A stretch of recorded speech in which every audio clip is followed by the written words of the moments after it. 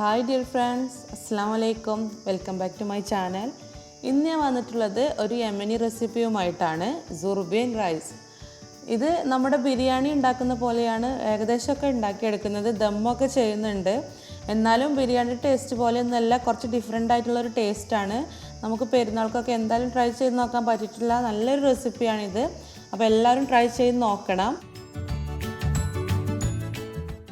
വീഡിയോയിലേക്ക് കടക്കുന്നതിന് മുമ്പ് നിങ്ങൾ ഇതുവരെ എൻ്റെ ചാനൽ സബ്സ്ക്രൈബ് ചെയ്തിട്ടില്ലെങ്കിൽ സബ്സ്ക്രൈബ് ചെയ്യാൻ മറക്കരുത്. അതുപോലെ തൊട്ടടുത്തുള്ള ബെല്ലൈക്കൺ പ്രസ് ചെയ്താൽ മാത്രമേ ഞാൻ വീഡിയോ അപ്ലോഡ് ചെയ്യുമ്പോൾ നിങ്ങൾക്ക് നോട്ടിഫിക്കേഷൻ വരികയുള്ളൂ. അപ്പോൾ നമ്മുടെ സുർബിയൻ റൈസ് ഉണ്ടാക്കാൻ വേണ്ടിയിട്ട് ഞാൻ 2 കപ്പ് ബസ്മതി അരിയാണ് എടുത്തിട്ടുള്ളത്. ഇത് നന്നായിട്ട് കഴുകിയിട്ട് വെള്ളത്തിൽ സോക്ക് ചെയ്യാൻ വെക്കുകയാണ്.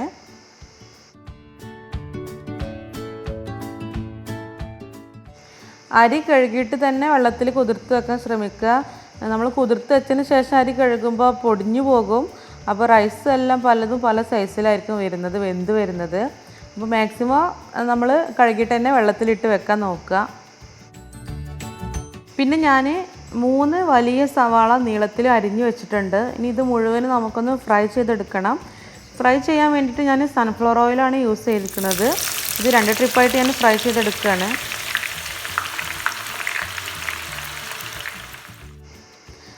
നന്നായിട്ട് ഇളക്കി തന്നെ ഫ്രൈ ചെയ്തെടുക്കുക, എന്നാലേ എല്ലാ ഭാഗവും ഒരുപോലെ ഫ്രൈ ആയി കിട്ടുള്ളൂ. ഏകദേശം ഗോൾഡൻ കളറായി വരുമ്പോൾ തന്നെ ഉള്ളി നമുക്ക് എണ്ണയിൽ നിന്ന് മാറ്റാം. ഓവറായിട്ട് കരിയാൻ നിൽക്കരുത്, അപ്പോൾ ഒരു കയ്പ്പ് രസം വരും. നമ്മൾ എണ്ണയിൽ നിന്ന് മാറ്റിയാലും ഒന്നുകൂടെ ഒന്ന് മുരിഞ്ഞിട്ട് വരും, കുറച്ചൊന്ന് കളറ് മാറുകയും ചെയ്യും.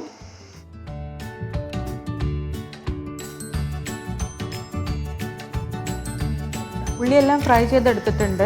അപ്പോൾ അതേ സെയിം ഓയിലിലേക്ക് ഞാൻ കുറച്ച് കാഷ്യൂ നട്ട്സും റൈസിൻസും ഇട്ട് ഫ്രൈ ചെയ്തെടുക്കുന്നുണ്ട്.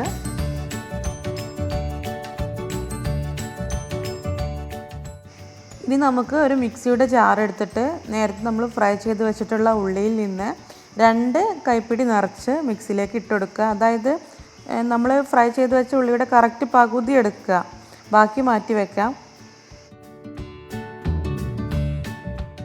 ഇനി ഇതിലേക്ക് ഇഞ്ചി വെളുത്തുള്ളിയും ചേർത്ത് കൊടുക്കണം. അതിനുവേണ്ടി ഞാൻ 4 വലിയ അല്ലി വെളുത്തുള്ളി, ഒരു ചെറിയ കഷ്ണം ഇഞ്ചിയാണ് എടുത്തിട്ടുള്ളത്. ചതച്ച് വരാനുള്ള എളുപ്പത്തിന് വേണ്ടിയിട്ട് ഞാൻ ചെറുതായിട്ട് പീസാക്കി കൊടുക്കുന്നുണ്ട്. ഇനി ഇതിലേക്ക് 2 ടീസ്പൂൺ മുളക് പൊടി ഇട്ട് കൊടുക്കുന്നുണ്ട്. ഇതൊക്കെ ഓരോരുത്തരുടെ എരിവിനനുസരിച്ച് ചേർത്ത് കൊടുക്കുക. എന്നാലും എരിവ് കൂടി പോകേണ്ട, ചെറിയൊരു എരിവ് മതി. പിന്നെ 1/2 ടേബിൾ സ്പൂൺ മഞ്ഞൾപ്പൊടി, 1/2 ടേബിൾ സ്പൂൺ മല്ലിപ്പൊടി, 3/4 table spoon biryani masala powder, പിന്നെ ആവശ്യത്തിനുള്ള ഉപ്പ് കൂടെ ചേർത്ത് കൊടുക്കുന്നുണ്ട്. ഇത് ചിക്കൻ മാരിനേറ്റ് ചെയ്യാൻ വേണ്ടിയിട്ടാണ് നമ്മൾ ഉണ്ടാക്കുന്നത്, അപ്പോൾ അതിലേക്കുള്ള ഉപ്പ് ഇട്ട് കൊടുക്കുക. പിന്നെ 4 ടേബിൾ സ്പൂൺ തൈര് കൂടെ ചേർത്ത് കൊടുക്കുന്നുണ്ട്. ഇനി ഇതെല്ലാം കൂടെ നന്നായിട്ടൊന്ന് അരച്ചെടുക്കണം. അപ്പം ഞാനിവിടെ അരച്ചെടുത്തിട്ടുണ്ട്. ഇനി നമുക്ക് ചിക്കൻ മാരിനേറ്റ് ചെയ്തെടുക്കാം. അതിനുവേണ്ടി ഞാൻ 3/4 കിലോ ചിക്കനാണ് എടുത്തിട്ടുള്ളത്. ഇതിലേക്ക് ഒരു മീഡിയം സൈസ് പൊട്ടാറ്റോ ഈ ഒരു ഷേപ്പിൽ കട്ട് ചെയ്തെടുത്തിട്ടുണ്ട്. ഇത് ചിക്കനിലേക്ക് ഇട്ട് കൊടുക്കുക. ഇനി ചിക്കനും പൊട്ടാറ്റോയും കൂടെ നന്നായിട്ട് മാരിനേറ്റ് ചെയ്തെടുക്കാം.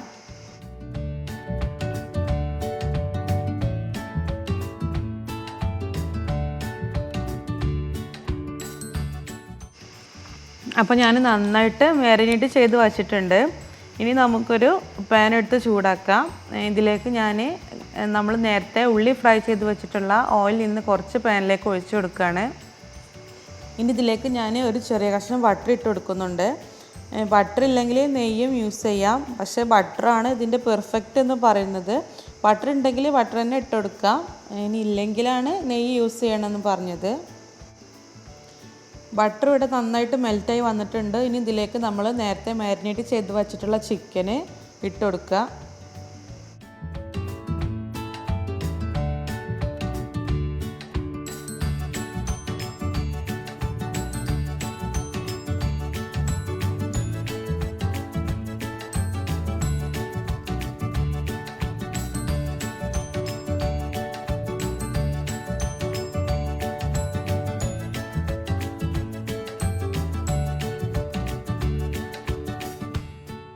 ഇനി ഇതിലേക്ക് ഞാൻ ഒരു വലിയ തക്കാളി നീളത്തിൽ അരിഞ്ഞത് ഇട്ട് കൊടുത്തിട്ട് നന്നായിട്ടൊന്ന് ഇളക്കി കൊടുക്കുന്നുണ്ട്. തക്കാളി വേണമെന്നുണ്ടെങ്കിൽ നമ്മൾ നേരത്തെ അരച്ച മിക്സിൽ തക്കാളി കൂടെ ചേർത്തിട്ട് അരച്ച് കൊടുക്കാം. എന്നിട്ട് ചിക്കൻ മാരിനേറ്റ് ചെയ്തെടുത്താൽ മതി. പക്ഷെ ഞാൻ 2-3 പ്രാവശ്യമായിട്ട് ഇങ്ങനെയാണ് ചെയ്തത്. എനിക്ക് ഇങ്ങനെയാണ് നല്ലതെന്ന് തോന്നിയിട്ടുണ്ട്. ഇനി ഇത് ഞാൻ അടച്ച് വെച്ചിട്ട് ഒരു 10 മിനിറ്റ് വേവിക്കാൻ വേണ്ടിയിട്ട് വെക്കുകയാണ്. ആ ഒരു സമയം കൊണ്ട് നമുക്ക് ചോറ് റെഡിയാക്കണം. അതിനുവേണ്ടി ഞാൻ കുറച്ച് ഓയിൽ ഒഴിച്ച് കൊടുത്തിട്ടുണ്ട്. പിന്നെ ഇതിലേക്ക് ഞാൻ 5 എണ്ണം ഏലക്ക, 5 ഗ്രാമ്പു, ഒരു ചെറിയ കഷ്ണം പട്ട, പിന്നെ 10 എണ്ണം കുരുമുളക്, പിന്നെ ഒരു 1/4 ടീസ്പൂൺ ചെറിയ ജീരകം എന്നിവ ഇട്ട് കൊടുക്കുന്നുണ്ട്. പിന്നെ ഒരു ചെറിയ ബേ ലീഫും കൂടെ ഇട്ട് കൊടുക്കുന്നുണ്ട്.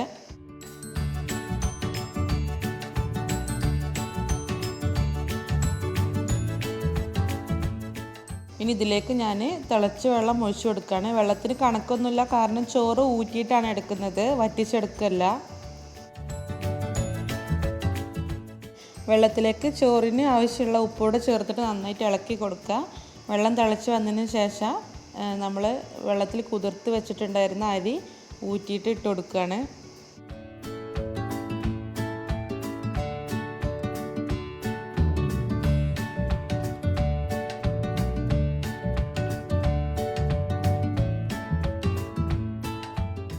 ഇതിനിടയിൽ നമ്മൾ വേവിക്കാൻ വെച്ചിട്ടുള്ള ചിക്കൻ ഒന്ന് നോക്കിയിട്ടുണ്ടായിരുന്നു.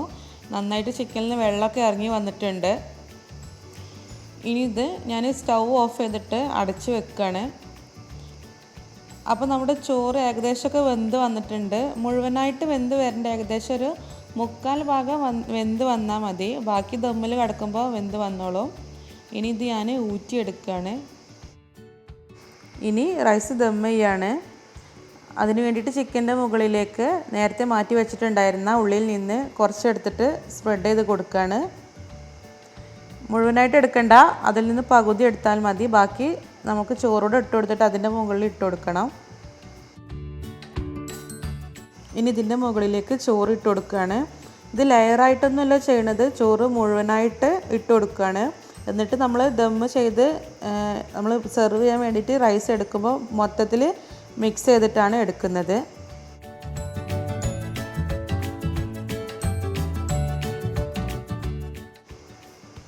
അപ്പോൾ റൈസ് മുഴുവനും ഇട്ട് കൊടുത്തിട്ടുണ്ട്. ഇനി ഇതിൻ്റെ മുകളിലേക്ക് ഞാൻ നേരത്തെ നമ്മൾ ഉള്ളി ഫ്രൈ ചെയ്ത് വെച്ചിട്ടുള്ള ഓയിൽ കുറച്ച് ഒഴിക്കുകയാണ്.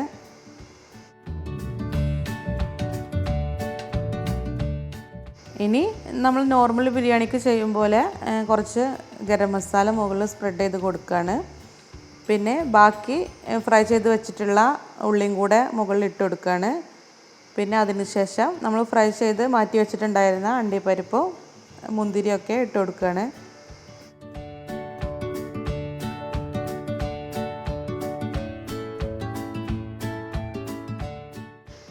അവസാനമായിട്ട് കുറച്ച് മല്ലിയില അരിഞ്ഞതുകൂടെ ഇട്ട് കൊടുക്കുന്നുണ്ട്. ഇനി ഇത് അടച്ചു വെച്ചിട്ട് ദം ചെയ്തെടുക്കുകയാണ്. ഏകദേശം ഒരു 20-25 മിനിറ്റൊക്കെ ചെറിയ തീയിൽ ദം ചെയ്തെടുക്കുക. അടി പിടിക്കുമെന്ന് പേടിയുണ്ടെങ്കിൽ താഴെ പഴയൊരു പാൻ അങ്ങനെ എന്തെങ്കിലുമൊക്കെ വെച്ച് കൊടുക്കാം. ഞാൻ വെച്ച് കൊടുക്കുന്നില്ല, എൻ്റെ നോൺ സ്റ്റിക്കാണ്, അപ്പോൾ അത്ര പെട്ടെന്നൊന്നും അടി പിടിക്കില്ല. പിന്നെ ചിക്കനിൽ നിന്നൊക്കെ നന്നായിട്ട് വെള്ളം ഇറങ്ങി വന്നിട്ടുണ്ടായിരുന്നു, അതുകൊണ്ട് ഞാൻ ഒന്നും വെക്കണില്ല.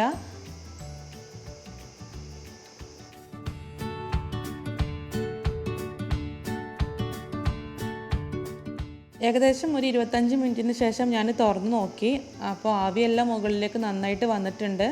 നമ്മുടെ ചോറ് മുഴുവനായിട്ടും വെന്ത് വന്നിട്ടുണ്ട്. ഇനി ഫ്ലെയിം ഓഫ് ചെയ്യാണ്. ഇനി സെർവ് ചെയ്യുന്ന സമയത്ത് ഞാൻ മിക്സ് ചെയ്തെടുക്കുന്നുള്ളൂ. ഇനി ഞാൻ മിക്സ് ചെയ്തെടുക്കുകയാണ്.